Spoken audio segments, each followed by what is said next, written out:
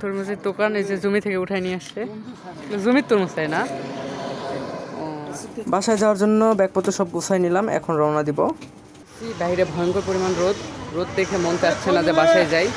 এই যে এই সিএনজিটাতে উঠবো, অল্প একটু বসতেই গরমে অবস্থা খারাপ হয়ে গেছে, তাই একটু পাশে এসে ছায়ার মধ্যে দাঁড়ায় আছি। অল্প একটু পর ভাইয়া আসবে, আসলে গাড়িতে করে চলে যাবো। তো 3 মাথায় আসার পরে যে ভাইয়া আসলো, তো এখন গাড়িতে উঠে রওনা দিব বাসার উদ্দেশ্যে। বগুড়া জয়পুরহাট মহাসড়কের হাইওয়ে, অনেক সুন্দর রাস্তা, কিন্তু হাইওয়েতে ভয়ঙ্কর পরিমাণ রোদ।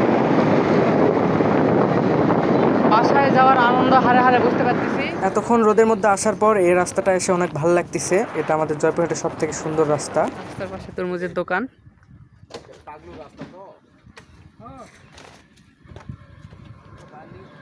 তরমুজের দোকান এই যে জমি থেকে উঠায় নিয়ে আসছে। জমির তরমুজ তাই না?